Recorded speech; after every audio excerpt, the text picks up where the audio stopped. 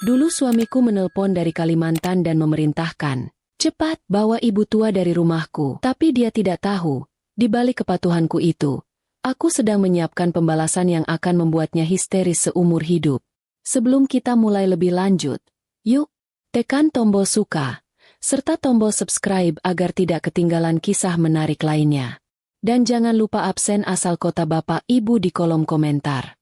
Semoga rezeki kita semua dilancarkan, kesehatan kita diberkahi, dan keluarga kita selalu harmonis dalam lindungannya. Amin. Aku selalu percaya, kalau rezeki seorang istri itu bergantung pada keikhlasannya. Itu kenapa, meski aku tahu diri ini hanya tamatan sekolah menengah atas, aku selalu berusaha menjadi istri terbaik bagi Rahmat. Rumah tangga kami tampak sempurna dari luar. Rumah besar dengan pagar tinggi di kawasan elit kota, mobil 2 buah, dan uang bulanan yang tidak pernah kurang. Tepatnya, tidak pernah kurang untukku sebagai penjaga rumah. Padahal, jauh di lubuk hati, aku tahu rumah ini dibangun di atas fondasi yang rapuh. Suamiku, Rahmat, adalah tipe pria yang mudah bosan. Mudah bosan pada pekerjaan, pada teman, dan yang paling aku takutkan, mudah bosan pada istri. Kami menikah hampir 20 tahun. 2 dasawarsa dihabiskan untuk menjaga satu orang yang selalu merasa kurang. Rahmat itu pandai bergaul, pembawaannya rapi, dan selalu punya cara untuk menarik perhatian wanita di luar sana. Tentu saja, aku tahu ini semua. Sebagai istri, radar mata ketigaku sudah diasah tajam sejak 5 tahun pernikahan. Aku memilih diam. Bukan karena bodoh, tapi karena aku punya satu prioritas besar di rumah itu. Ibu Salamah. Ibu Salamah adalah ibu kandung Rahmat. Usianya sudah lebih dari 70 tahun. Beliau menderita stroke ringan sejak 4 tahun lalu. Kondisinya memang tidak separah itu. Masih bisa diajak bicara dan sesekali menggerakkan tangan kanannya. Tapi untuk urusan kamar mandi, berpakaian, atau makan, ibu sepenuhnya bergantung padaku. Rahmat? Jangan harap. Dia selalu punya 1000 alasan. Aku kan harus cari uang. Lastri, kamu saja yang urus. Itu kan tugasmu di rumah. Tugas yang ia sebut, tugas, itu, aku jalankan dengan cinta, bukan dengan kewajiban. Ibu Salamah ini adalah mutiara hatiku di rumah itu. Satu-satunya orang yang membuatku merasa berharga. Ibu tidak pernah memandangku rendah. Meski tahu aku tidak kaya harta atau berpendidikan tinggi seperti menantu-menantu perempuan Rahmat yang lain. Ibu selalu memanggilku dengan suara lembut. "Nak Lastri." Sementara di belakangku, adik-adik Rahmat sering menyebutku, si penjaga rumah. Bahkan anak-anakku sendiri, yang sudah dewasa dan sibuk dengan kehidupan masing-masing, lebih sering menelpon ayah mereka ketimbang menanyakan kabar Ibu Salamah. Ironis memang. Anak kandung sibuk mencari muka pada ayahnya yang kaya, sementara menantu yang bukan darah dagingnya, dengan senang hati membersihkan kotoran orang tua mereka. Pernah suatu pagi, saat aku sedang menyuapi ibu bubur ayam, ibu menangis. Bukan menangis karena sakit, tapi karena melihatku. Ia memegang tanganku yang belepotan bubur dengan tangan kirinya yang masih kuat. "Lastri, kamu itu anak yang ibu minta dari Tuhan. Rahmat, dia sudah terlalu kaya, terlalu sibuk, sampai lupa pada ibunya sendiri." Aku hanya membalas dengan senyum. Bagiku, melihat ibu mau makan saja sudah cukup. Aku tidak perlu pengakuan dari siapa-siapa. Aku hanya butuh ketenangan batin, dan merawat ibu memberiku ketenangan itu. Rahmat memang tidak pernah kasar secara fisik. Dia hanya kasar dalam kata-kata yang tidak terucap. Dia sering pulang larut malam dengan aroma parfum wanita lain di bajunya. Tentu saja, aku tidak bodoh. Aku tahu aroma parfum mana yang mahal dan aroma mana yang murah. Parfum yang murah, biasanya milik teman-teman pergaulannya. Parfum yang mahal, nah, itu dia. Itu urusanku dengan Tuhan. Aku hanya akan menyambutnya dengan senyum dan menyiapkan kopi hangat. Tidak pernah ada pertanyaan. Tidak pernah ada kecurigaan. Aku memilih buta agar rumah ini tetap tenang, terutama agar ibu tidak terganggu. Aku tahu ibu sangat sensitif dengan keributan. Aku punya cara sendiri untuk meluapkan kekesalanku. Dan disinilah peran, humor, itu datang. Aku ini hobi memasak. Setiap aku kesal pada tingkah Rahmat, aku akan memasak makanan yang sangat pedas. Pedasnya sampai ke ubun-ubun. Rahmat ini tidak tahan pedas. Saat dia pulang, aku akan pura-pura polos menyajikan masakan itu. Wah, sayang, aku kok lagi ingin makan sambal super pedas. Yah, kebetulan hari ini dapat cabai rawit yang bagus dari pasar. Rahmat pasti akan makan dengan wajah memerah, kepalanya berkeringat, dan mengeluh kepedasan.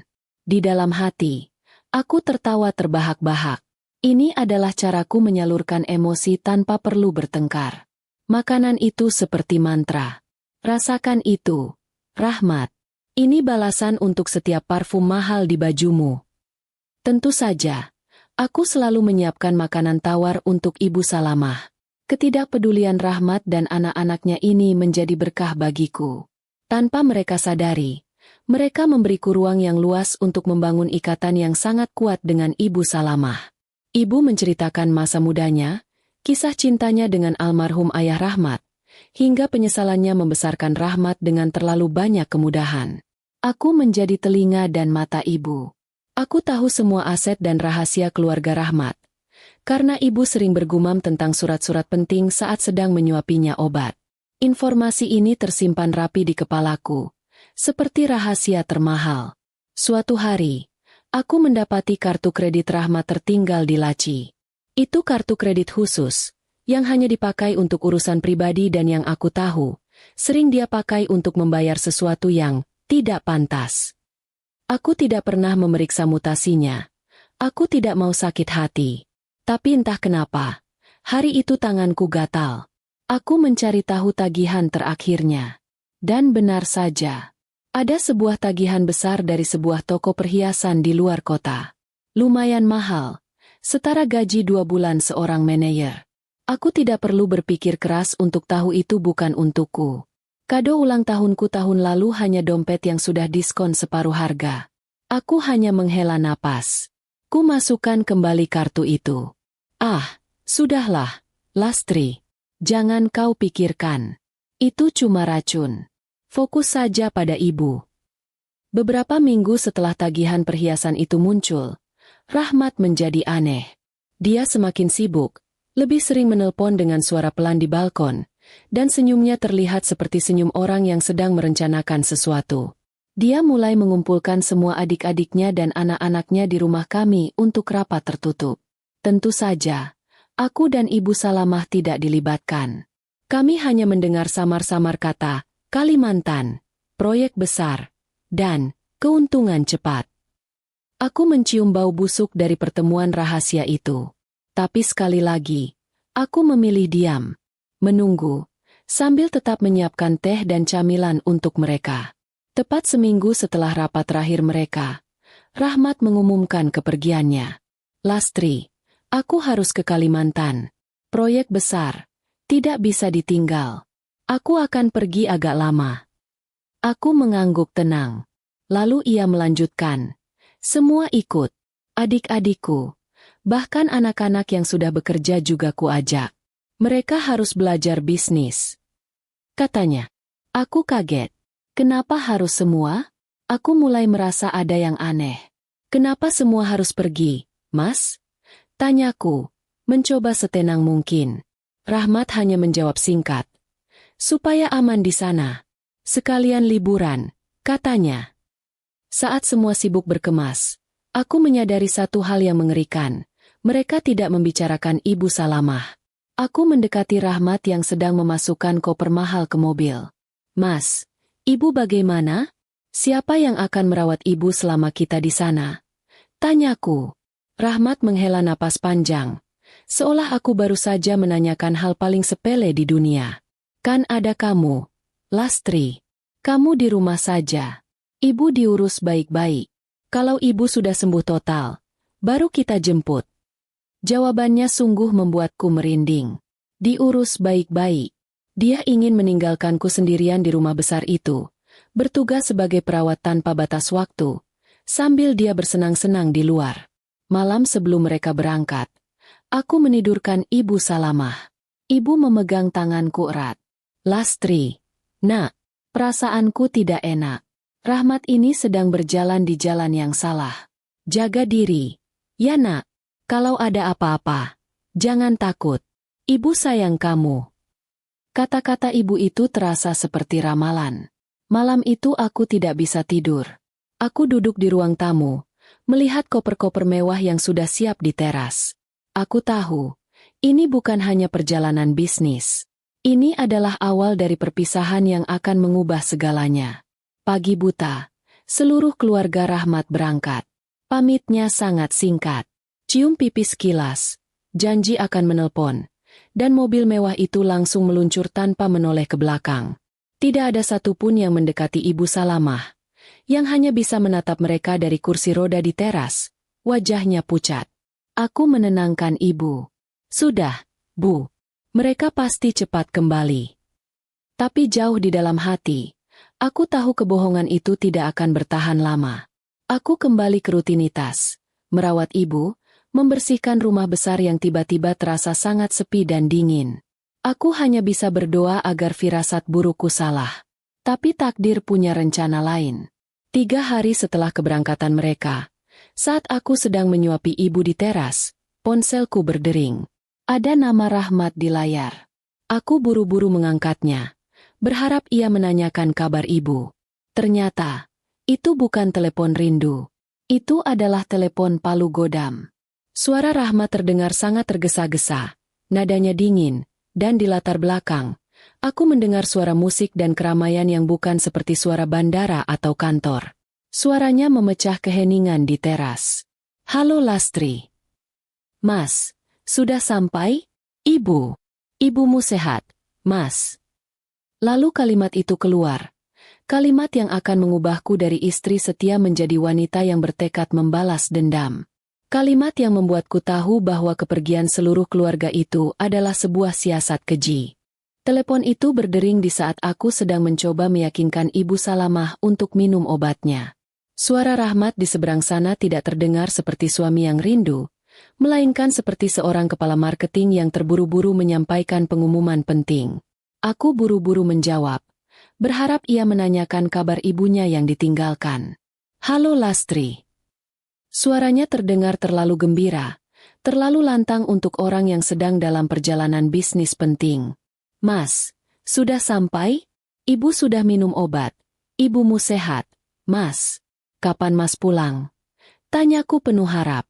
Rahmat tertawa. Tawa yang kering dan tidak sampai ke mata. Tawa yang segera membuat seluruh bulu kuduku berdiri. Lastri, aku tidak akan pulang dalam waktu dekat. Dengar baik-baik. Aku menelpon karena ada hal yang harus kau tahu. Jantungku langsung mencelos. Instingku sebagai istri yang sudah 20 tahun terbiasa mendeteksi kebohongan berteriak. Aku beranjak, berjalan menjauhi Ibu Salamah yang menatapku dengan mata penuh tanya, mencari tempat sepi di sudut rumah agar ibu tidak mendengar apapun. Aku sudah siap menghadapi ucapan perpisahan, atau permintaan cerai. Tapi ternyata yang ia katakan jauh lebih jahat. Aku akan tinggal di sini, di Kalimantan. Dan aku tidak sendirian, Lastri. Seluruh keluargaku, mereka semua ada di sini. Adik-adikku, anak-anak, semuanya. Dan kami akan mengadakan acara. Kepalaku mulai berdengung. Acara apa, Mas? Kenapa semua harus ke sana? Kalau memang bisnis, kenapa anak-anak harus ikut? Rahmat berdeham. Mencoba mengatur suaranya agar terdengar berwibawa, namun jelas ada nada kemenangan yang tak bisa ia sembunyikan. Aku sedang mengurus pernikahan. Lastri, akad nikahku dengan Fitri akan digelar lusa. Seketika, seluruh darah di tubuhku terasa berhenti mengalir. Aku tidak syok karena ada wanita lain. Aku sudah menduganya. Aku syok karena akad nikah. Dan aku syok karena seluruh keluarganya ada di sana. Jadi, yang ia sebut proyek besar dan bisnis penting, itu adalah proyek besar pengkhianatan ini. Seluruh keluarganya, termasuk anak-anakku, bersatu padu, bersekongkol menipuku. Aku ditinggalkan sendirian di rumah besar yang dingin, ditugaskan menjaga satu-satunya orang yang tidak mereka pedulikan. Kau mendengarku, Lastri? Tanya Rahmat, saat aku terdiam terlalu lama. Aku menarik napas, mencoba menenangkan suara yang terasa tercekat di tenggorokan. Fitri yang mana, Mas? Yang tagihan perhiasannya kau bayar dari kartu kredit itu. Itu adalah satu-satunya pertanyaan yang kuajukan. Aku tidak menangis. Aku tidak memohon. Aku hanya ingin memastikan bahwa penderitaanku ini sebanding dengan fakta yang sudah pasti. Rahmat terdiam sesaat. Mungkin terkejut karena aku tahu soal tagihan itu. Tidak penting yang mana. Yang penting sekarang aku bahagia. Kami semua bahagia. Dan kami ingin hidup baru yang tenang. Yang tidak direpotkan. Aku menahan diri untuk tidak membanting ponsel itu. Ya Tuhan, dia menyebutku, merepotkan? Setelah 20 tahun aku merawat rumahnya, menjaga orang tuanya, dan membesarkan anak-anaknya sendirian, aku hanya bisa memejamkan mata, membiarkan kemarahan itu membeku menjadi sebuah tekad. Aku tahu, saat ini aku harus bersikap sebagai pihak yang paling lemah. Jadi, kalian semua ada di sana untuk pernikahan itu. Suaraku terdengar serak. Namun aku berhasil membuatnya terdengar pasrah dan patah hati. Rahmat mengiyakan dengan bangga. Semua. Adik-adikku mendukung. Anak-anakmu juga mendukung. Mereka bilang, sudah waktunya ayah bahagia. Lagi pula, kamu kan sudah tua, Lastri. Aku butuh yang segar. Kata-kata itu, sudah waktunya ayah bahagia, dan kamu sudah tua, adalah dua tusukan paling dalam. Bahagia di atas air mata ibunya dan penderitaan istri yang merawatnya. Dan, tua? Tentu saja aku tua. Aku menghabiskan masa mudaku untuknya dan keluarganya. Aku ingin berteriak dan memaki mereka semua. Aku ingin menumpahkan semua rasa sakitku. Tapi aku tidak bisa. Aku punya Ibu Salamah di sini. Ibu sedang sakit dan tidak boleh mendengar pertengkaran ini. Semua energiku aku salurkan untuk bersikap tenang. Aku harus memotong panggilan ini sebelum aku lepas kendali. Baiklah, Mas. Aku mengerti. Kataku pelan. Semoga lancar acaranya. Aku tutup, ya. Rahmat tidak mengizinkanku menutup telepon. Ia tertawa lagi. Tawa penuh kemenangan. Tunggu dulu, Lastri. Aku belum selesai. Ada satu hal lagi. Ini penting. Apa lagi, Mas? Tanyaku. Di latar belakang, aku mendengar suara perempuan muda yang cengengesan dan suara adik iparku yang berbisik-bisik. Suasana di sana terdengar seperti pesta. Mereka sedang merayakan penderitaanku. Lalu Rahmat berujar, dengan nada yang berubah menjadi sangat dingin dan memerintah. Seperti seorang mandor kepada buruh.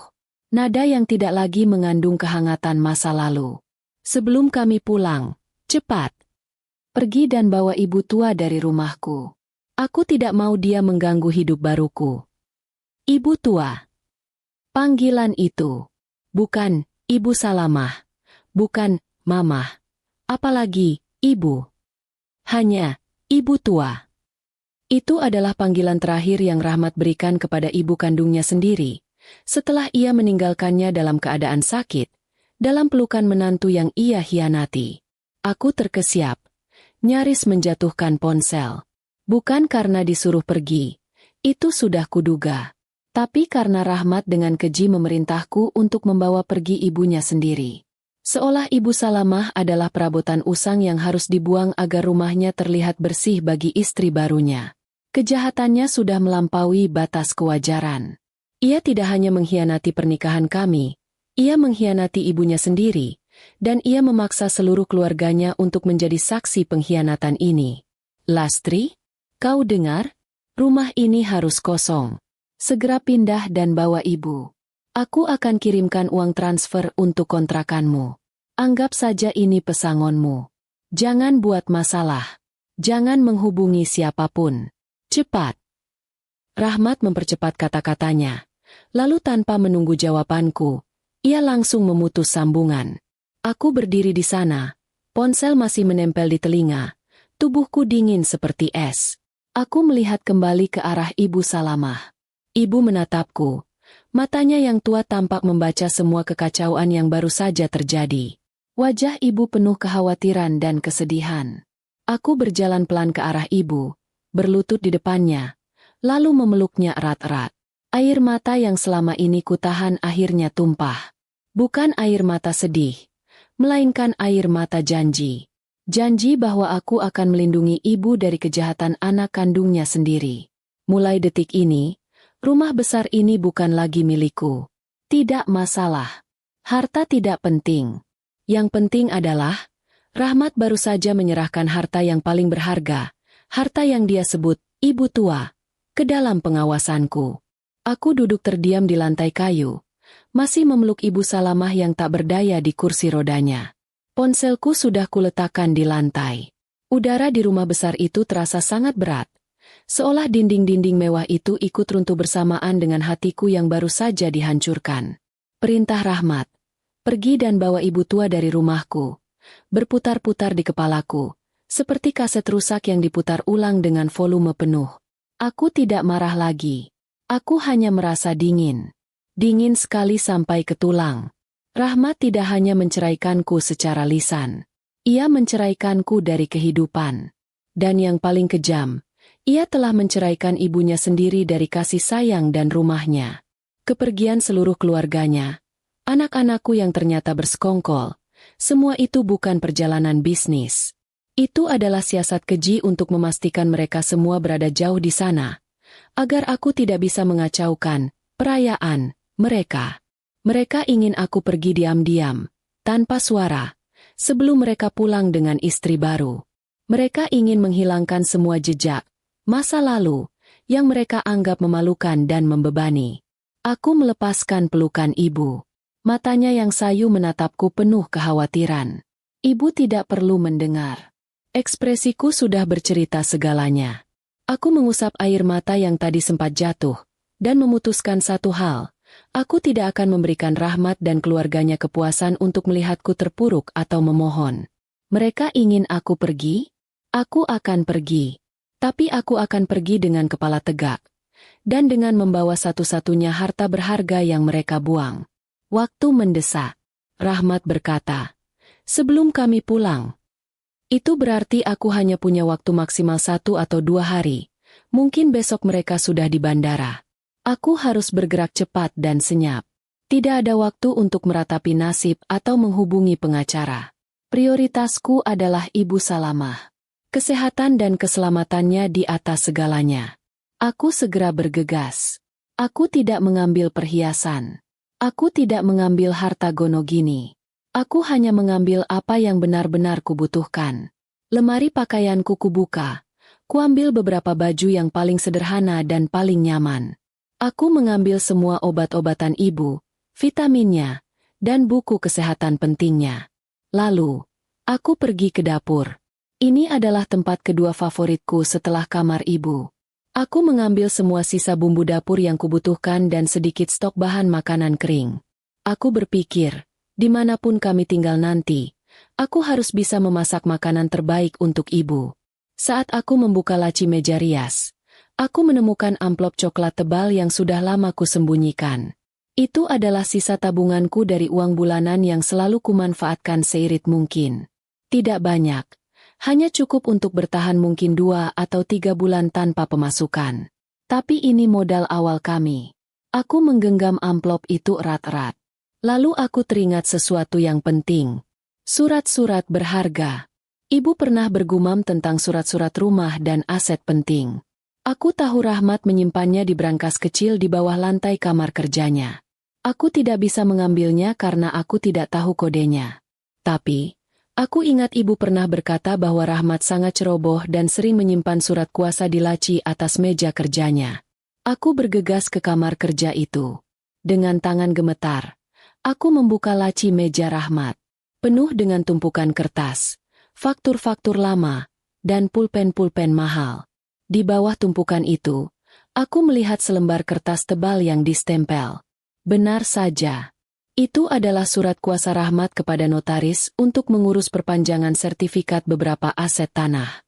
Aku tidak tahu fungsinya apa di masa depan, tapi naluriku berkata, kertas ini mungkin berguna suatu hari nanti. Kulipat rapi dan kumasukkan ke dalam tas kecilku. Aku tahu, ini adalah sebuah langkah yang sangat cerdik.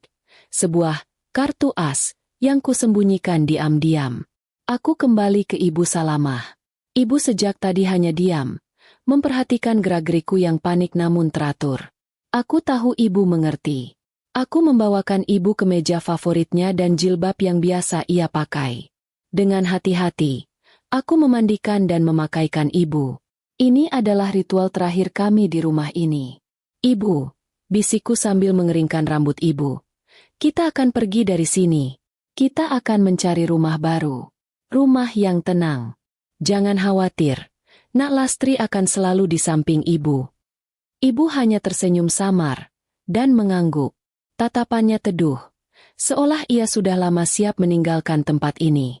Mungkin, di mata ibu, rumah ini sudah lama bukan lagi rumah, sejak ia lumpuh dan Rahmat mulai berubah.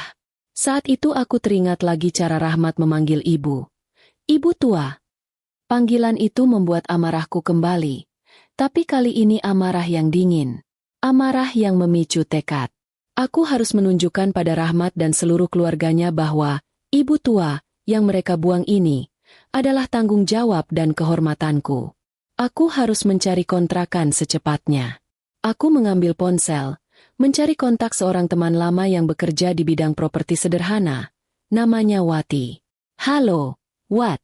Aku butuh tolong. Sangat mendesak. Aku butuh kontrakan. Yang kecil saja. Yang penting bersih dan ada akses mudah untuk orang berkursi roda. Hari ini juga. Wat. Hari ini juga. Wati yang mendengar nada suaraku yang ganjil langsung mengerti ada yang tidak beres. Dia tidak banyak bertanya. Hanya berjanji akan mencarikan yang terbaik. Dalam 1 jam, Wati menelpon balik. Ia menemukan sebuah kontrakan kecil di pinggiran kota, jauh dari rumah mewah ini, namun lokasinya tenang dan dekat dengan klinik kecil. Sempurna. Uang transfer dari Rahmat masuk ke rekeningku. Jumlahnya lumayan besar untuk sewa beberapa bulan. Tapi entah kenapa uang itu terasa kotor. Aku hanya menarik uang tunai seperlunya. Sisanya aku biarkan. Aku tidak ingin uang itu bercampur dengan modal tabunganku. Ini adalah uang, pesangon, dari pengkhianat. Sekarang, bagian paling sulit. Mengeluarkan ibu dari rumah tanpa menimbulkan kecurigaan. Terutama dari para tetangga dan penjaga keamanan yang mengenal Rahmat. Aku teringat akan sebuah humor kecil yang sering kulakukan dulu.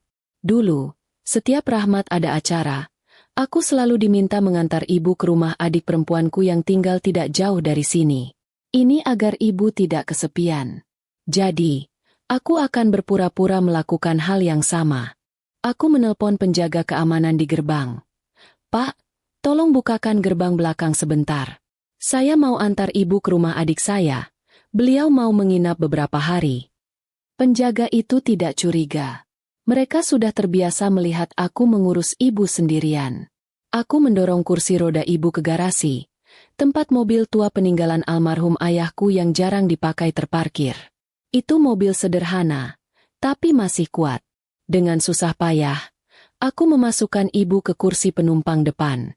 Untungnya ibu kooperatif dan mengerti situasinya. Aku melilitkan selimut tebal agar ibu nyaman. Saat aku mendorong kursi roda yang kosong kembali ke dalam rumah, aku berhenti sejenak di depan pintu kamar tidur utama kami. Aku menatap kamar itu. Kamar yang penuh janji dan kini penuh pengkhianatan. Aku tidak masuk. Aku hanya berdiri, mengambil napas terakhir udara rumah itu, dan mengucapkan janji dalam hati. Rahmat, kau buang aku, kau buang ibu.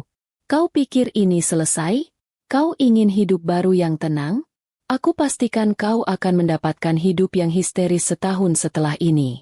Kau akan menyesal memanggil ibumu, ibu tua. Aku kunci semua pintu dan jendela, lalu memasang alarm keamanan seperti biasa. Aku tidak mengambil kuncinya. Aku ingin Rahmat dan keluarganya datang dan menemukan rumah ini persis seperti saat mereka meninggalkannya. Hanya saja tanpa ada aku dan tanpa ada ibu. Aku meninggalkan jejak yang sangat minimal. Aku masuk ke mobil tua itu, menghidupkan mesin, dan perlahan-lahan meninggalkan kompleks perumahan itu melalui gerbang belakang, seolah-olah aku hanya pergi untuk sore hari. Aku melihat ke kaca spion, menyaksikan rumah megah itu perlahan menghilang. Rumah yang kutinggalkan bukan hanya bangunan, tapi juga 20 tahun pengabdian dan kesetiaan yang tak terbalas. Aku menggenggam tangan ibu yang terasa dingin. Jangan khawatir, Bu. Kita sudah bebas. Kita akan punya rumah kita sendiri. Tempat yang benar-benar bersih dari kebohongan. Saat mobil meluncur di jalanan kota, menuju kontrakan baru yang sederhana, aku merasa seperti baru lahir kembali. Aku sudah bukan lagi si penjaga rumah di rumah orang lain. Aku adalah Lastri, yang kini bertanggung jawab penuh atas Ibu Salamah dan hidupku sendiri. Perintah keji Rahmat ternyata memberiku kesempatan emas untuk memulai babak hidup baru yang kuharap akan jauh lebih bahagia.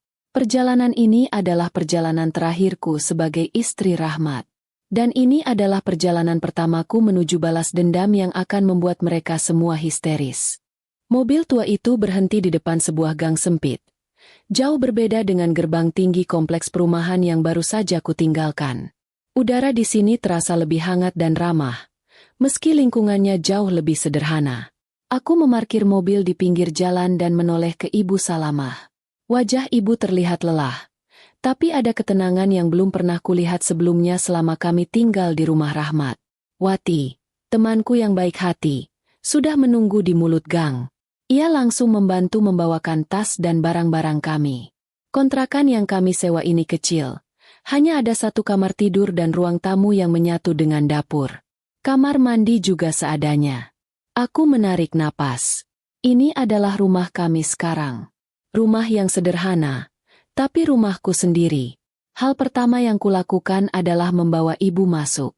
Aku memapahnya perlahan, selangkah demi selangkah. Dari mobil hingga ke kasur di kamar.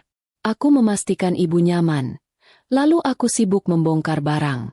Saat menyusun obat-obatan ibu di meja kecil, aku tertawa kecil. Seisi rumah ini isinya hanyalah obat dan bumbu masak. Aku meninggalkan lemari pakaian mewah dan perhiasan, tapi membawa semua rempah-rempahku. Tentu saja, itu yang lebih penting. Aku harus menjaga lidah ibu agar tetap berselera makan. Malam pertama di kontrakan itu terasa aneh. Tidak ada AC yang mendengung, hanya suara jangkrik dan obrolan tetangga dari luar. Aku tidur di lantai beralaskan tikar di samping tempat tidur ibu. Sebelum tidur, aku memeluk ibu. Di sini tenang, Bu. Tidak ada telepon keji, tidak ada aroma parfum asing. Bisikku. Ibu membalas pelukanku dan mencium keningku lama sekali. Ciuman itu terasa lebih bernilai daripada semua uang yang pernah diberikan Rahmat. Keesokan paginya, masalah keuangan langsung menghadang. Sisa tabunganku hanya cukup untuk 3 bulan ke depan, termasuk uang sewa kontrakan ini. Uang, pesangon, dari Rahmat aku biarkan mengendap. Aku bertekad, uang itu tidak akan kusentuh kecuali sangat mendesak. Aku harus mandiri, memulai dari nol, dan memastikan ibu tetap mendapat gizi terbaik. Aku duduk di teras kecil sambil berpikir. Aku hanya punya keahlian memasak dan menjahit. Menjahit membutuhkan modal mesin dan waktu yang lama. Memasak? Ya, itu dia. Aku punya tangan yang terampil membuat aneka masakan rumahan. Aku ingat, beberapa tetangga di kompleks lama sering memuji masakan lauk pauk balado buatanku. Mungkin aku bisa menjualnya. Aku segera bergerak cepat. Aku menelpon Wati dan meminjam modal awal yang sangat kecil untuk membeli bahan-bahan. Aku memutuskan untuk membuat nasi kotak mini dengan lauk andalanku, sambal balado udang petai dan ayam goreng lengkuas. Aku harus meyakinkan diri, ini bukan hanya sekadar menjual makanan. Ini adalah usahaku mempertahankan martabat dan memastikan ibu sehat. Aku mulai memasak di dapur kecil. Suara wajan berdenting. Aroma rempah memenuhi kontrakan. Ibu Salamah yang biasanya hanya diam, kini sering tersenyum dari kasurnya. Enak baunya. Nak, ibu jadi lapar. Katanya. Itu sudah cukup memberiku semangat 1000 kali lipat. Siang hari, Aku dibantu Wati mencoba menjajakan makanan itu ke warung-warung kecil dan perkantoran di sekitar kontrakan. Rasanya sungguh berbeda. Dulu, aku hanya perlu menelpon catering mewah untuk acara Rahmat. Kini, aku berdiri di bawah terik matahari, menawarkan nasi kotak dengan rasa malu yang harus kubuang jauh-jauh. Hari pertama, hasilnya mengecewakan. Aku hanya menjual separuh dari yang kumasak. Sisa makanan itu aku kemas ulang dan berikan pada tetangga-tetangga sekitar yang ramah. Aku tidak mau rugi. Tapi aku juga tidak mau membuang makanan. Aku merasa agak konyol. Bagaimana bisa seorang mantan nyonya besar kini menjadi penjual nasi kotak mini? Disinilah aku menyisipkan sedikit humor untuk diriku sendiri. Aku tertawa kecil. Yah, setidaknya sekarang aku adalah bos balado, bukan lagi bos rumah tangga. Malamnya, aku menghitung untung yang tipis. Aku hampir menyerah. Aku duduk di samping ibu sambil mengeluh pelan.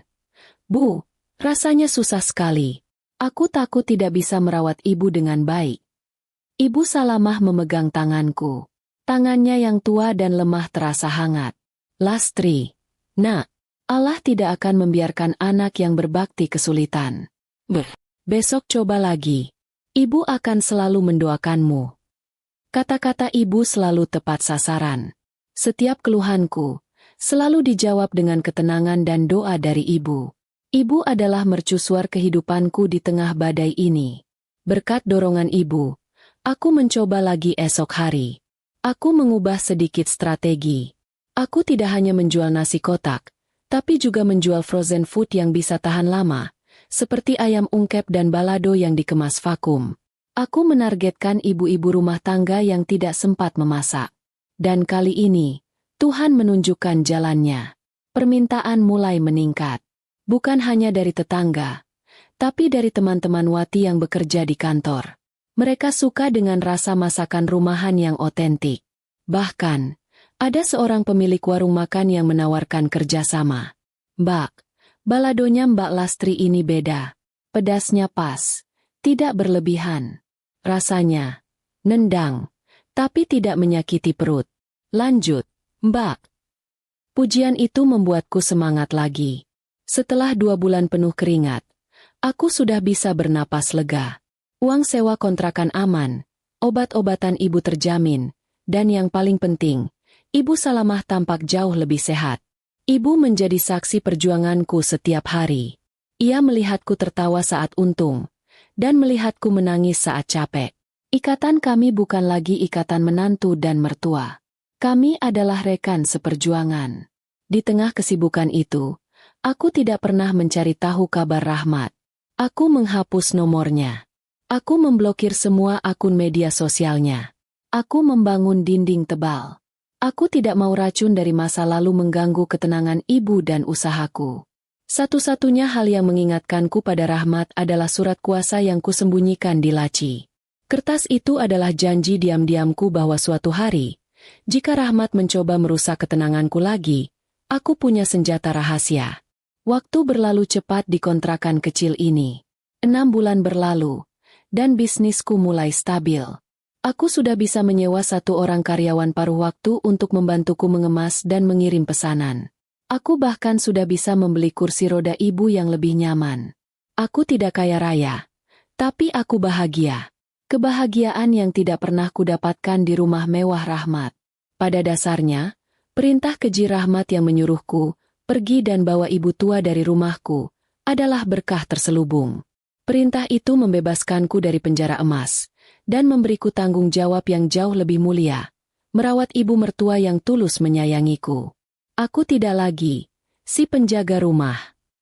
Aku adalah bos balado, pengusaha kecil, dan yang paling penting, anak yang berbakti pada Ibu Salamah. Tepat saat matahari terbenam di bulan ke-7, aku mendengar kabar yang membuatku tersenyum tipis. Kabar buruk itu datang dari seberang pulau, dari seseorang yang tak sengaja kutemui di pasar. Kabar yang menjadi sinyal bahwa karmanya sudah mulai bekerja. Aku semakin menikmati hidup sederhana di kontrakan ini. Hari-hariku penuh dengan aroma bumbu dan minyak panas. Bukan lagi aroma parfum wanita asing di baju suami. Di rumah mewah dulu, aku adalah nyonya yang kesepian. Di sini, aku adalah bos balado yang sibuk dan punya tujuan hidup jelas, membahagiakan Ibu Salamah. Setiap pagi, setelah selesai membantu ibu mandi dan menyuapinya sarapan, aku akan mulai memasak. Ibu Salamah kini sudah bisa duduk di kursi rodanya yang baru, dan ia sering berada di dekat pintu dapur, menyaksikan kegiatanku. Ibu selalu memberi komentar yang lucu tentang pesanan hari itu. "Nak Lastri, hari ini balado jengkolmu laku keras, ya? Hati-hati, nanti tetangga kita lari semua karena bau jengkol," kata ibu sambil tertawa pelan. Tawanya itu sungguh lebih merdu daripada semua musik di rumah mewah Rahmat.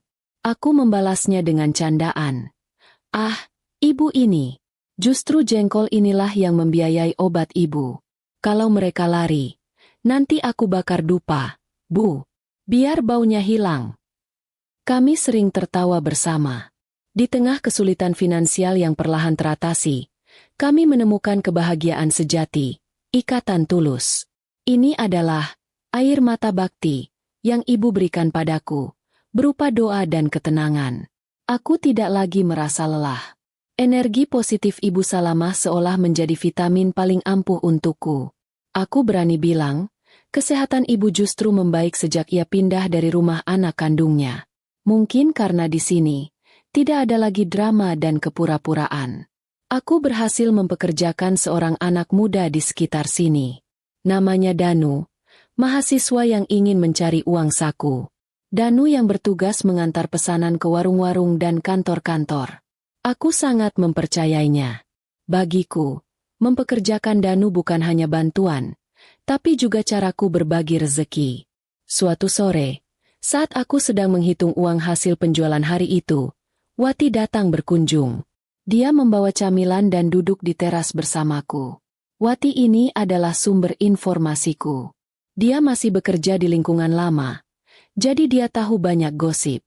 Tentu saja, aku tidak pernah memintanya mencari tahu tentang Rahmat, tapi kalau dia yang bercerita, aku pura-pura tertarik.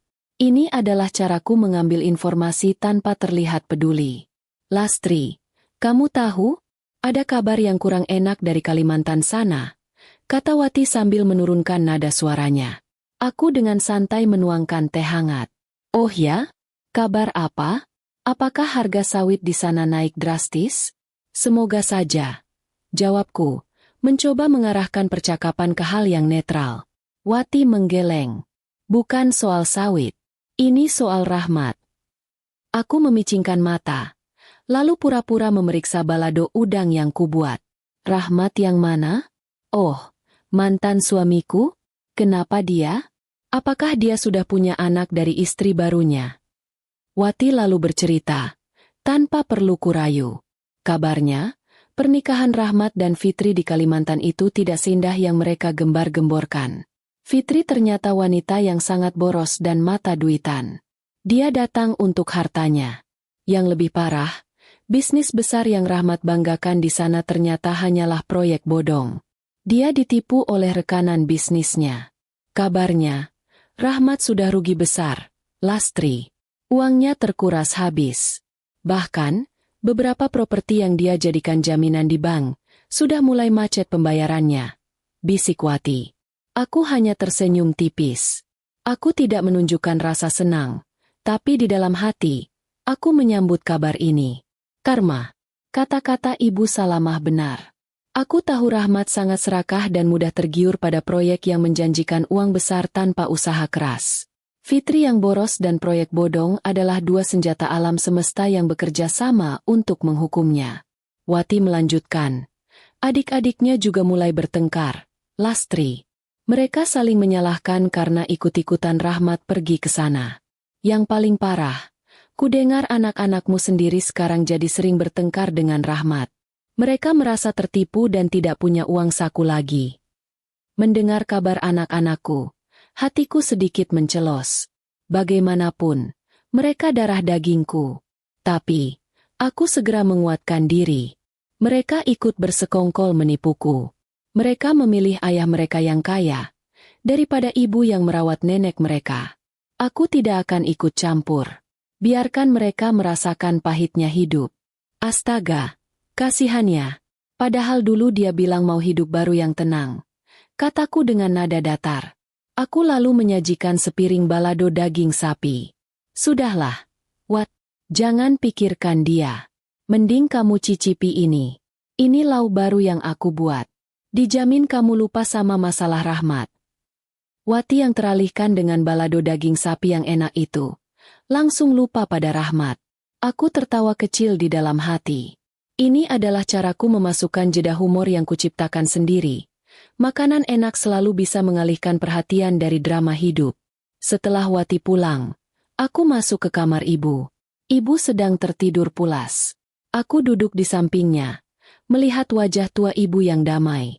Aku yakin ibu sudah tahu, meskipun aku tidak pernah bercerita. Kebahagiaanku di sini adalah bukti bahwa aku berada di jalan yang benar, dan penderitaanku adalah harga yang setimbal untuk mendapatkan kedamaian ini. Aku mengambil surat kuasa yang kusembunyikan di laci, membacanya sebentar, lalu menyimpannya lagi. Aku tidak tahu apakah aku akan menggunakannya. Tapi aku tahu, jika suatu hari Rahmat kembali dan mengganggu Ibu Salamah, aku punya kartu as yang bisa membuat mereka berlutut. Malam itu, aku tidur dengan tenang. Bisnisku lancar. Ibu sehat dan bahagia. Mantan suami dan keluarganya mulai menua di perantauan karena ulah mereka sendiri. Aku tidak perlu membalas dendam. Alam semesta sudah melakukannya untukku. Aku hanya perlu bersabar menunggu babak akhir dari kisah karma ini. Aku tahu, cepat atau lambat, mereka akan kembali. Bukan karena rindu, tapi karena kepepet. Mereka akan kembali ke rumah yang mereka tinggalkan, dan mereka akan mencari ibu tua yang mereka buang. Waktu berjalan tanpa terasa. Bulan berganti bulan, dan kini sudah memasuki bulan ke-10 sejak aku dan Ibu Salamah pindah ke kontrakan ini. Bisnis baladoku sudah cukup besar. Aku sudah mempekerjakan 2 orang, dan aku tidak perlu lagi ikut mengantar pesanan ke sana kemari. Aku bisa fokus merawat ibu dan mengurus produksi. Aku sangat bersyukur. Di sini aku menemukan kehidupan nyata, jauh dari panggung sandiwara Rahmat. Kabar burung tentang kehancuran Rahmat dari Kalimantan semakin sering kudengar, bukan hanya dari Wati, tapi juga dari beberapa pedagang pasar yang kenal dengan keluarga besarnya. Bisnisnya benar-benar kolaps. Aku dengar, Fitri, istri barunya itu, sudah mulai rewel dan sering bertengkar di tempat umum. Uang yang seharusnya digunakan untuk investasi, malah dihabiskan untuk membeli barang-barang mahal demi pamer. Rahmat yang serakah, bertemu dengan Fitri yang mata duitan. Benar-benar perpaduan yang sempurna untuk sebuah kehancuran. Yang paling membuatku terkejut adalah nasib anak-anakku. Mereka yang dulu ikut-ikutan Rahmat pergi, kini sudah tidak betah. Mereka sering menelpon dan meminta uang kepada Rahmat, tetapi Rahmat selalu menolak karena memang sudah tidak punya. Mereka yang dulu memilih ayah kaya, kini harus merasakan betapa pahitnya menjadi anak yang tidak mandiri. Mereka yang bersekongkol menipuku dan meninggalkan neneknya, kini harus menerima karma di tanah rantau. Aku memilih untuk tidak bersimpati, meskipun mereka adalah anakku. Mereka harus belajar. Mereka harus tahu bahwa kesetiaan dan bakti itu tidak bisa dibeli dengan kemewahan. Saat mereka sibuk berpesta di Kalimantan, aku di sini berjuang mengurus ibu mereka yang sakit. Aku sudah menunaikan kewajibanku sebagai seorang ibu dan menantu, meski aku dikhianati. Ibu Salamah sendiri kondisinya semakin stabil. Ia jauh lebih ceria, nafsu makannya bagus, dan ia sering bercerita sambil tertawa. Di usianya yang sudah senja, ia justru menemukan kedamaian di tempat yang paling sederhana. Ia bilang, di sini ia merasa menjadi manusia, bukan hanya pajangan di rumah besar. Aku sadar, ibu adalah korban sesungguhnya dari kerakusan Rahmat, dan aku adalah malaikat yang dikirim Tuhan untuk menjaganya. Suatu sore, aku sedang memijat kaki ibu di teras, sambil menikmati teh hangat. Ibu menatapku lama sekali. Tatapannya teduh, penuh rasa terima kasih. Ibu jarang sekali bicara serius. Tapi kali itu ibu memegang tanganku erat. "Nak Lastri," kata ibu dengan suara pelan. Ibu merasa sangat bahagia. Kebahagiaan yang sudah lama ibu tidak rasakan sejak ayahmu meninggal. Kamu sudah membuat ibu merasa berharga lagi. Aku membalas genggaman tangannya. Tidak, Bu. Ibu yang membuat aku merasa berharga. Tanpa ibu, aku mungkin sudah gila setelah dikhianati Rahmat. Ibu adalah alasan aku kuat. Ibu adalah rezekiku. Ibu tersenyum. Senyum yang sangat tulus. Senyum itu terasa sangat berharga. Aku tahu, ikatan kami sudah melampaui status menantu dan mertua. Kami adalah ibu dan anak sejati, yang terikat oleh ketulusan dan pengkhianatan yang sama. Namun, di tengah kedamaian itu, aku juga merasakan firasat aneh. Kesehatan ibu memang membaik, tapi di usianya yang senja, kekuatannya terkadang menurun drastis. Ada hari-hari di mana ibu tampak sangat lemah, hanya tidur sepanjang hari. Aku selalu panik, buru-buru memanggil dokter langganan di klinik dekat sini. Dokter itu menenangkanku. Ibu Salamah sudah tua, Bu Lastri. Penurunan fisik itu wajar. Yang penting, beliau bahagia. Dan saya lihat, beliau sangat bahagia di sini. Aku tahu, waktu kami bersama semakin berharga. Aku menghabiskan setiap detik yang kumiliki untuk merawat dan melayani ibu. Aku tidak mau menyia-nyiakan kesempatan sedikit pun. Aku tidak ingin ada penyesalan. Tidak seperti yang akan dirasakan Rahmat dan keluarganya nanti. Aku merasakan, akhir dari babak ini sudah dekat. Bukan akhir dari perjuanganku, tapi akhir dari penderitaan Ibu Salamah. Karma Rahmat sudah mencapai puncaknya. Dan kini, saatnya ibu menemukan kedamaian abadi. Aku bersiap. Aku tahu, sebentar lagi Rahmat akan kembali. Ia akan kembali tanpa uang, tanpa kehormatan, dan ia akan mencari sandaran terakhirnya. Ibu tua, yang ia buang. Dan aku harus siap dengan kenyataan, bahwa saat Rahmat kembali, mungkin aku tidak bisa lagi mempertemukannya dengan ibu. Aku hanya berdoa, semoga ibu pergi dengan senyum di wajahnya, setelah menyaksikan betapa buruknya nasib anak kandungnya. Itu akan menjadi hadiah bakti terakhirku untuk ibu. Aku meletakkan tangan di dada ibu, mendengarkan detak jantungnya yang pelan. Suara itu adalah pengingat bahwa kebahagiaan sejati tidak terletak pada harta, melainkan pada ketenangan hati. Dan ketenangan itu, kini sepenuhnya ada di dalam kontrakan kecilku ini. Aku harus menunggu, sabar, dan tenang. Karena sebentar lagi, sebuah babak baru akan terbuka. Babak yang penuh air mata dan penyesalan bagi mereka. Dan babak yang penuh kedamaian bagiku. Malam itu adalah malam yang terasa berbeda dari malam-malam sebelumnya. Langit di luar tampak lebih gelap. Namun ada keheningan yang sangat damai menyelimuti kontrakan kecil kami. Sudah 11 bulan aku dan Ibu Salamah tinggal di sini. 11 bulan penuh perjuangan. Namun juga 11 bulan penuh cinta yang tulus. Aku baru saja selesai membereskan dapur setelah pesanan hari itu selesai. Aku masuk ke kamar dan mendapati Ibu Salamah terjaga. Ibu menatap langit-langit dengan mata yang jernih. Biasanya, menjelang malam, Ibu seringkali sedikit gelisah karena penyakitnya. Tetapi malam itu, Ibu tampak sangat tenang. Wajahnya yang tua terlihat begitu damai. Seolah beban seberat gunung telah terangkat dari pundaknya.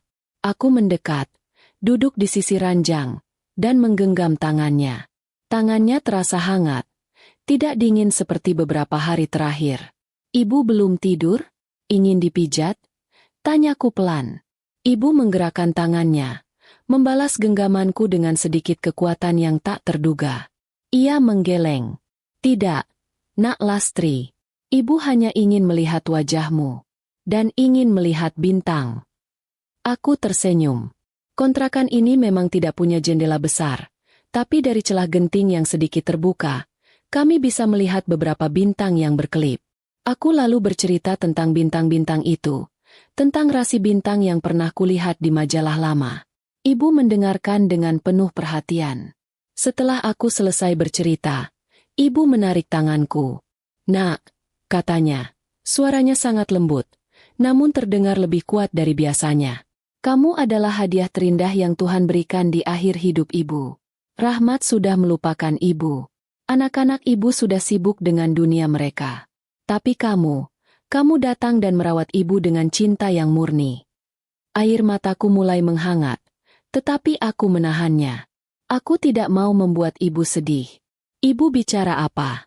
Aku hanya menunaikan kewajiban, Bu. Bukan kewajiban, Nak. Itu bakti. Bakti yang tidak bisa dinilai dengan harta. Dulu, ibu merasa bersalah.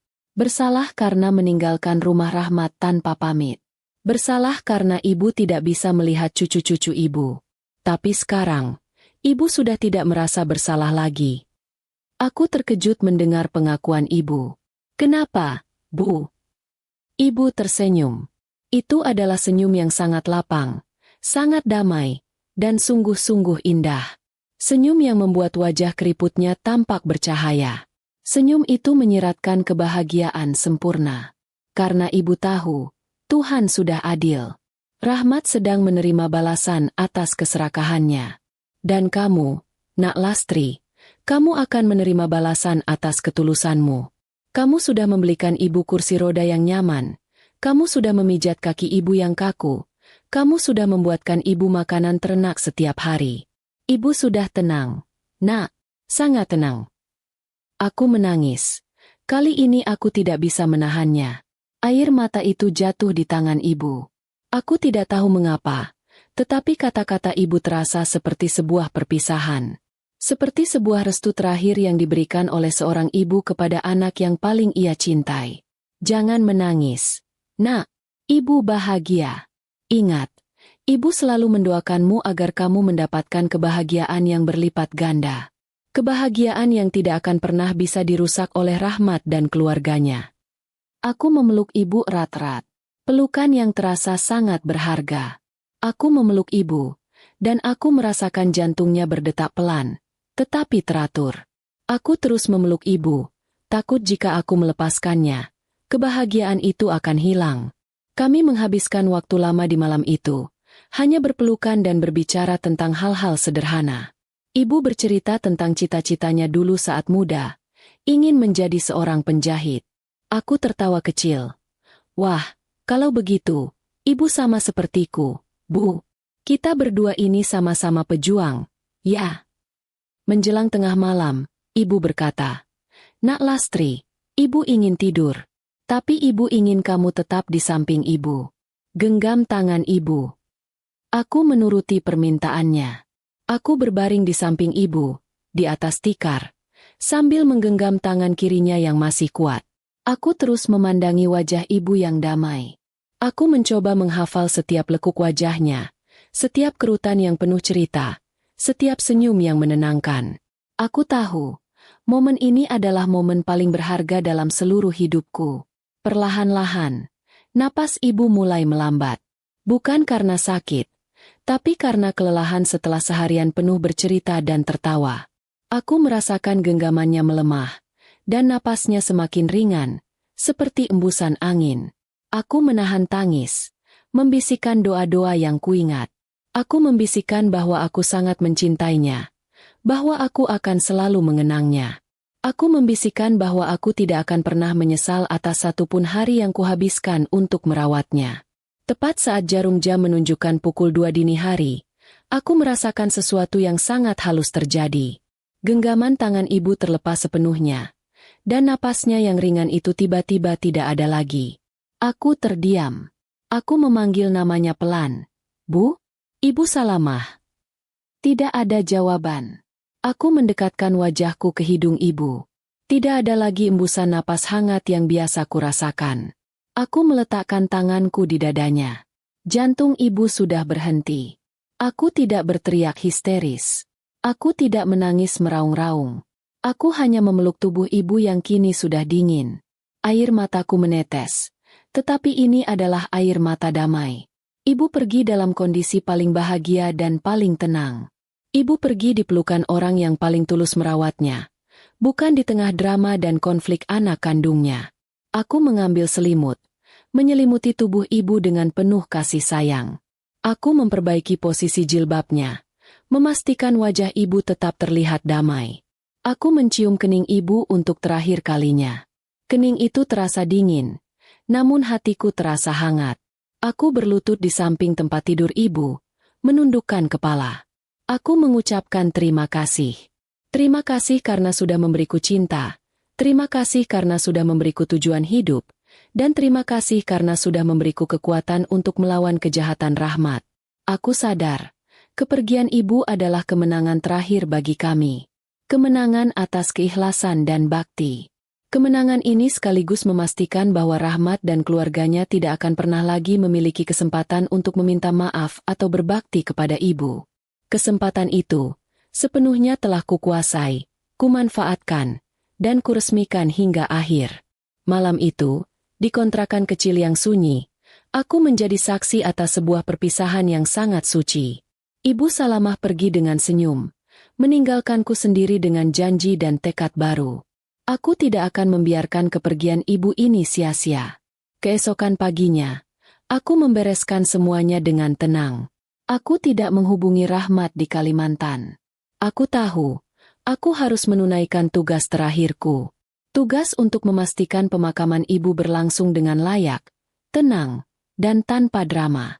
Aku menatap wajah ibu untuk terakhir kalinya, memotretnya dalam keadaan damai. Foto itu adalah bukti terakhir dari kebahagiaan ibu yang sejati. Foto itu yang akan membuat Rahmat dan keluarganya histeris nanti. Pagi menjelang, dan kontrakan kecil kami dipenuhi oleh keheningan yang berbeda. Ibu Salamah telah tiada, tetapi energinya yang damai masih terasa kuat di ruangan itu. Aku duduk di samping jenazah ibu, memandanginya. Aku tidak merasa sendiri, karena aku tahu aku sudah menyelesaikan tugas paling mulia dalam hidupku. Aku beranjak, dan hal pertama yang kulakukan adalah mencari bingkai foto. Aku harus menyiapkan foto ibu dalam keadaan tersenyum. Aku ingat, semalam aku sempat memotret wajah ibu saat beliau sedang tertidur pulas dengan senyum di bibirnya, sebelum napasnya berhenti. Kuambil foto itu, kucetak sederhana, dan kumasukkan ke dalam bingkai berukuran sedang.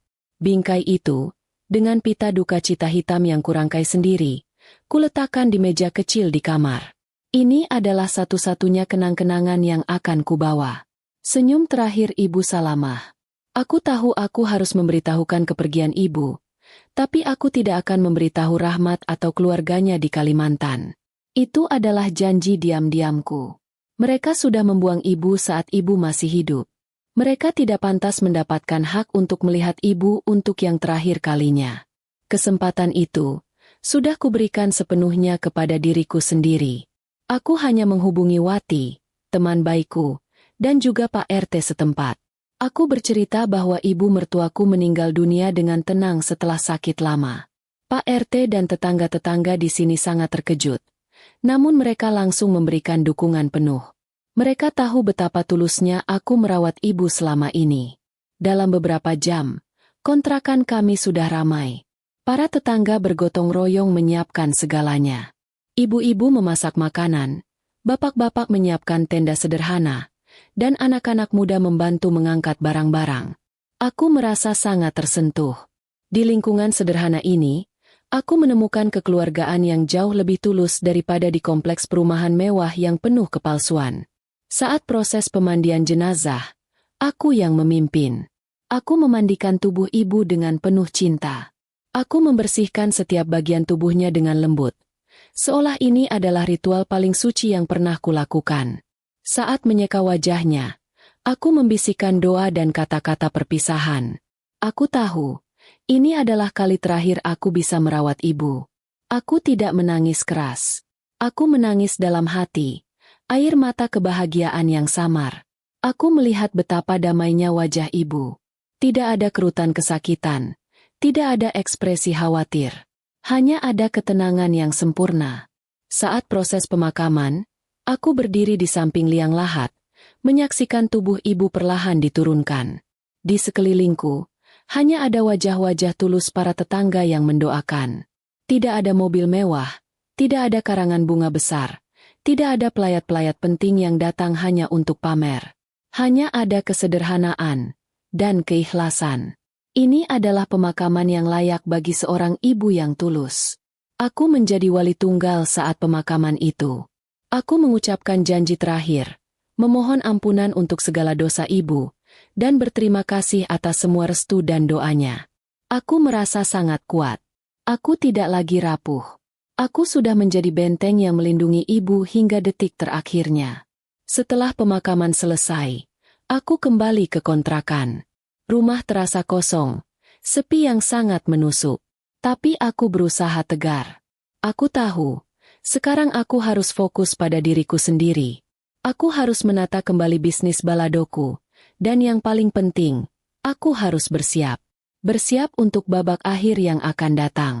Aku tahu, saat ini Rahmat dan keluarganya sedang sibuk di Kalimantan. Mungkin mereka sedang bertengkar hebat karena kehabisan uang. Atau mungkin Fitri sudah merengek minta pulang. Aku yakin, mereka sudah muak dengan hidup baru yang mereka pilih sendiri. Aku tahu, mereka pasti akan segera pulang.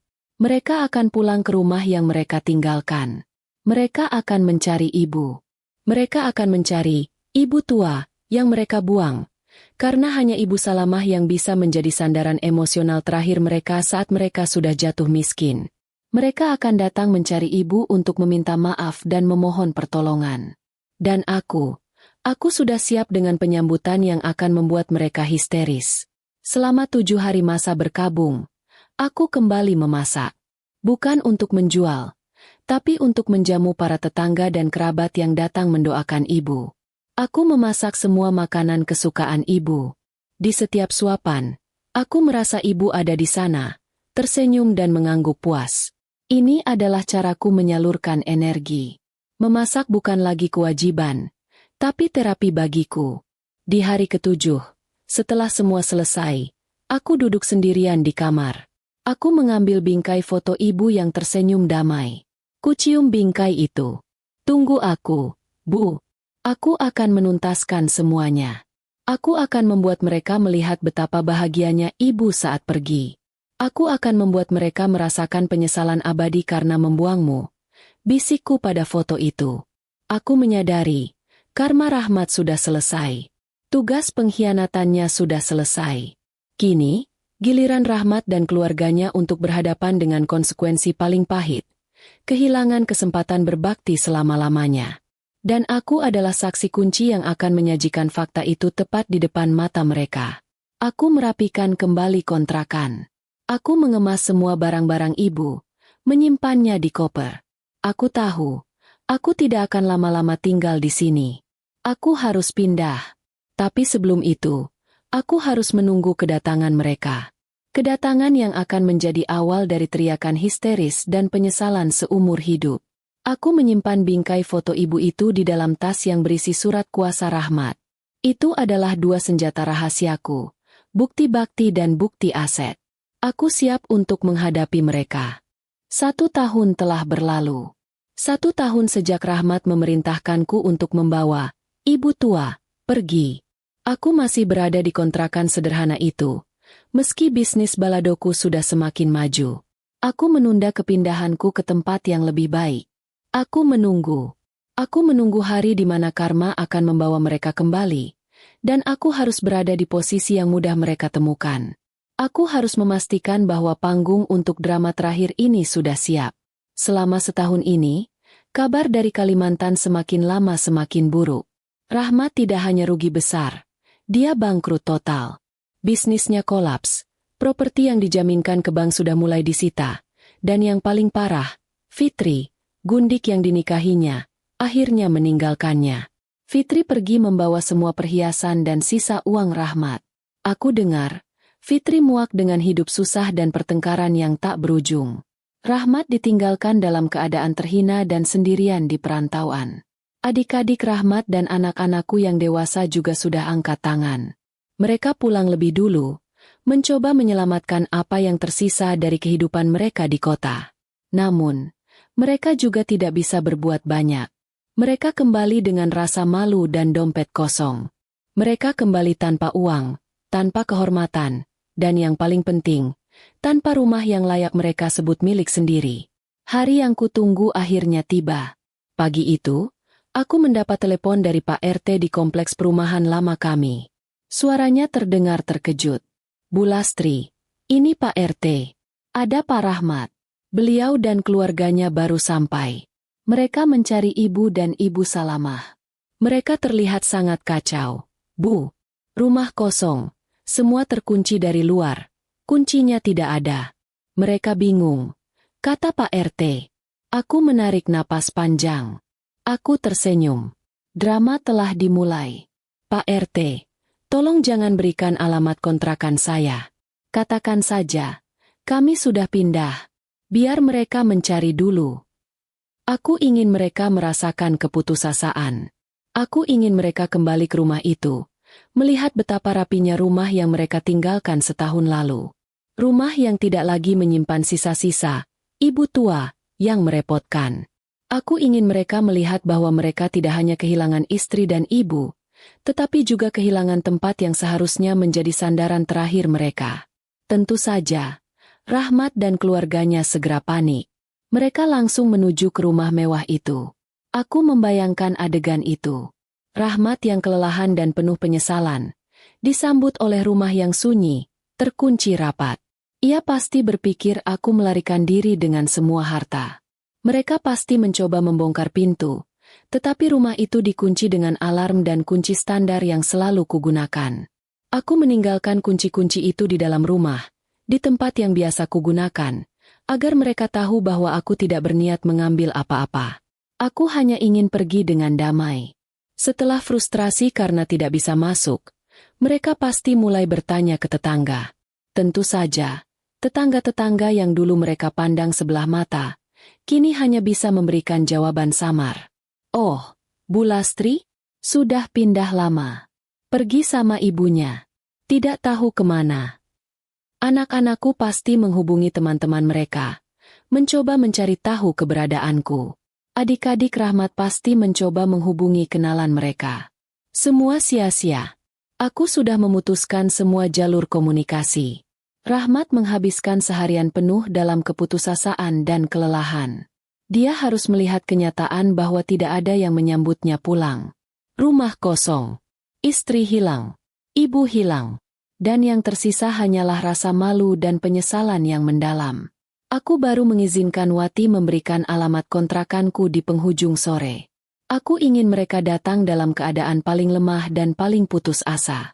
Tak lama kemudian, sebuah mobil tua yang kusam berhenti di depan gang kontrakan. Bukan lagi mobil mewah yang dulu mereka banggakan. Dari mobil itu, turunlah Rahmat. Penampilannya sangat jauh berbeda. Rambutnya memutih, badannya kurus, dan di wajahnya terpancar jelas kegagalan. Di belakangnya, ada adik-adiknya, dan juga anak-anakku. Mereka semua terlihat kacau, berantakan, dan sangat kelelahan. Mereka berjalan ragu-ragu di gang sempit, mencari rumahku. Akhirnya, mereka menemukan kontrakanku. Aku sudah duduk tenang di teras kecil, sambil membaca majalah lama, seolah tidak terjadi apa-apa. Mereka berhenti di depan pintu, menatapku. Tatapan Rahmat penuh rasa bersalah, rasa malu, dan juga sedikit harapan. Harapan bahwa aku akan memaafkan semuanya. Lastri, panggil Rahmat. Suaranya parau dan lemah. Dia terdengar seperti orang asing. Aku menoleh, pura-pura terkejut. Oh, Rahmat? Kapan Mas sampai? Kenapa tidak bilang-bilang? Wah, semua sudah pulang, ya? Bagaimana Kalimantan? Proyek besarnya sukses. Aku menyambut mereka dengan nada santai, senyum kecil, dan tanpa emosi sedikit pun. Melihatku yang tenang, terawat, dan terlihat jauh lebih bahagia, Rahmat dan keluarganya semakin terlihat hancur. Mereka pasti membayangkan aku tinggal di gubuk reot, menangis di sudut, atau menjadi gila karena ditinggalkan. Mereka pasti berharap aku menyambut mereka dengan kemarahan, agar mereka bisa membalasnya. Tapi aku menyambut mereka dengan ketenangan. Ketenangan itu justru membuat mereka semakin merasa bersalah. Rahmat mencoba mendekat. Lastri, maafkan aku. Kami sudah tahu. Semuanya. Kami hancur. Aku ditipu. Fitri sudah pergi. Kami tidak punya apa-apa lagi. Kami pulang. Kami butuh kamu, Lastri. Aku janji akan memperbaiki semuanya. Aku janji. Adik-adik Rahmat dan anak-anakku mulai menangis.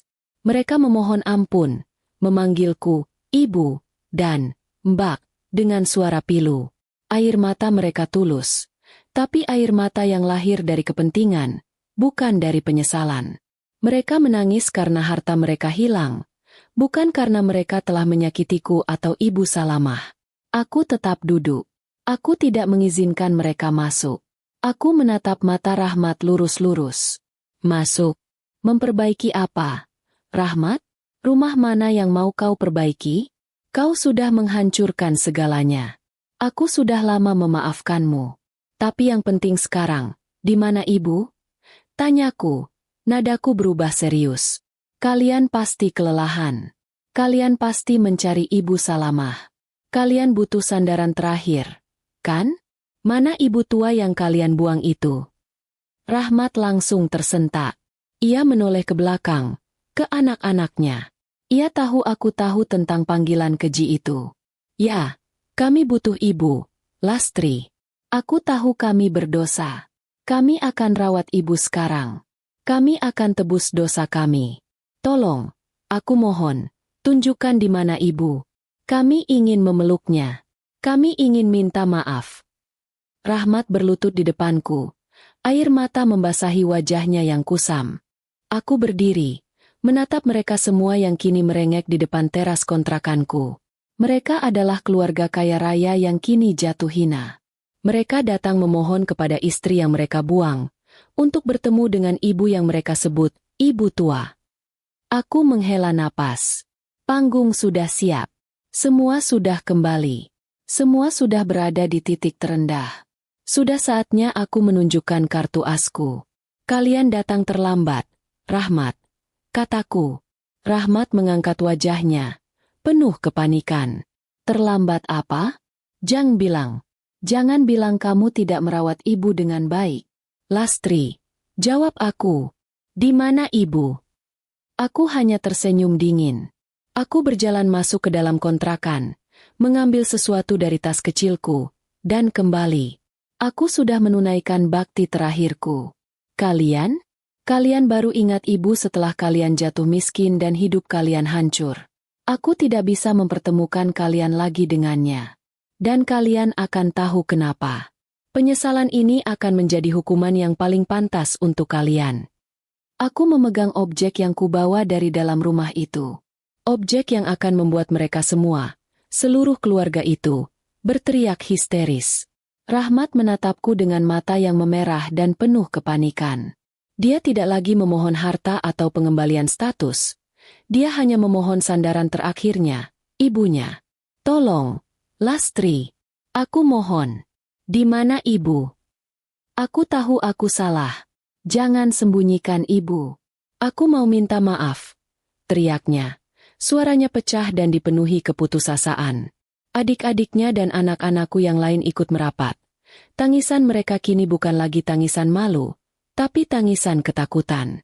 Aku hanya berdiri tenang di hadapan mereka yang berlutut dan kacau. Aku tidak memberikan jawaban verbal. Aku hanya mengangkat tangan, menunjukkan objek yang kubawa dari dalam kontrakan. Di tanganku ada sebuah bingkai foto sederhana, yang di sudutnya tersemat pita hitam duka cita. Itu adalah foto Ibu Salamah. Senyumnya tenang, matanya terpejam damai, seolah beliau baru saja tertidur setelah hari yang panjang dan menyenangkan. Aku meletakkan bingkai itu perlahan di bangku teras, tepat di depan kaki Rahmat. Lihatlah, Rahmat, kalian bertanya di mana ibu? Ini dia. Ini, ibu tua, yang kalian buang. Rahmat, adik-adiknya, dan anak-anakku serentak melihat bingkai itu. Mereka melihat senyum damai Ibu Salamah. Dan mereka melihat pita duka cita hitam itu. Hanya butuh sedetik bagi otak mereka untuk memproses makna dari tiga hal yang tergabung di dalam satu bingkai. Realitas itu menghantam mereka seperti palu godam. Teriakan histeris pertama datang dari adik perempuan Rahmat. Bukan teriakan amarah, tapi teriakan penyesalan yang murni. Dia jatuh terduduk di tanah, menutup wajahnya. Anak-anakku mulai meratap, memanggil nama nenek mereka. Mereka menangis, bukan karena mereka rindu, tetapi karena mereka menyadari bahwa mereka telah kehilangan kesempatan berbakti dan meminta maaf untuk selamanya. Rahmat menatap foto itu, lalu menatapku. Wajahnya tidak bisa dipercaya. Ia meraih bingkai itu dengan tangan gemetar.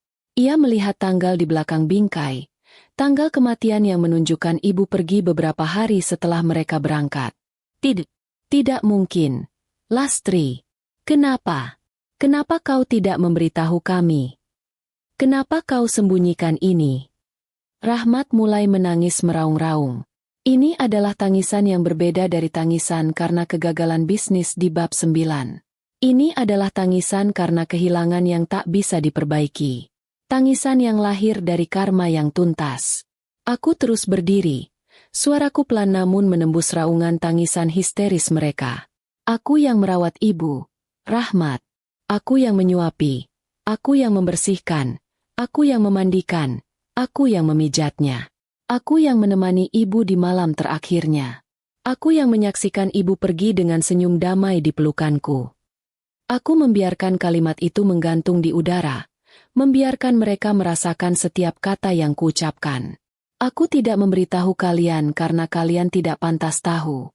Kalian sibuk di Kalimantan merayakan pengkhianatanmu, mencari kesenangan palsu, dan sibuk memanggil ibu dengan sebutan, ibu tua, yang harus dibuang. Kalian berhak untuk tidak tahu. Kalian tidak pantas mendapatkan hak untuk mengucapkan selamat tinggal. Kesempatan itu sudah kumanfaatkan sendirian, dan kuselesaikan dengan baik. Aku berjalan mendekat ke Rahmat yang kini memeluk bingkai foto itu sambil menangis seperti anak kecil. Ibu tidak mati dalam kesakitan atau kesedihan. Ibu mati dalam kebahagiaan. Kebahagiaan karena melihat aku, menantunya, berbakti tulus, bukan melihat anak kandungnya yang sibuk mencari harta dan perempuan lain. Kalian datang mencari ibu untuk minta maaf. Kalian datang mencari ibu untuk memohon pertolongan. Kalian berharap bisa kembali ke rumah itu. Tapi kalian tidak bisa. Aku lalu memberikan pukulan terakhir, bukan dengan kemarahan, tapi dengan fakta yang dingin dan tak terbantahkan. Kalian tidak bisa kembali ke rumah itu. Karena rumah itu sudah menjadi jaminan hutangmu. Surat kuasa yang kau anggap sepele dan kau biarkan di meja, kini menjadi bukti bahwa semua asetmu, yang selama ini kau banggakan, sudah berada di tangan bank. Kalian kehilangan ibu, kalian kehilangan istri, dan kalian kehilangan rumah. Kalian tidak punya apa-apa lagi. Seluruh keluarga itu kini tidak hanya menangis, tetapi mereka benar-benar histeris. Mereka menjerit, merangkak, memukul tanah, dan saling menyalahkan. Mereka tidak hanya kehilangan harta, tapi mereka kehilangan harga diri dan kesempatan terakhir untuk mendapatkan restu. Mereka melihat Lastri, mantan istri yang mereka hina, berdiri tegar, bahagia, dan memiliki kedamaian batin, sementara mereka hancur berkeping-keping. Kalian berhak histeris, kataku. Kini suaraku dipenuhi ketenangan yang mutlak. Histeris karena kalian kehilangan kesempatan berbakti seumur hidup. Penyesalan abadi ini, Rahmat, adalah karma yang paling pantas untukmu. Karena ibu tua yang kau buang itu, kini sudah berada di tempat terbaik, mendapatkan kebahagiaan sejati. Dan kalian akan hidup dengan rasa bersalah yang tidak akan pernah hilang. Selamat datang di neraka yang kalian ciptakan sendiri. Aku berbalik dan masuk ke dalam kontrakan tanpa menoleh lagi. Aku menutup pintu, membiarkan teriakan histeris dan penyesalan mereka membakar habis di teras rumahku yang sederhana. Aku duduk di bangku dapur. Aku tidak menangis. Aku merasa damai. Aku telah menunaikan baktiku, dan aku telah mendapatkan keadilan. Teras berkisah ini adalah saksi bahwa orang yang berbakti akan selalu menang, dan orang yang mengkhianati akan selalu berakhir dalam penyesalan abadi yang histeris.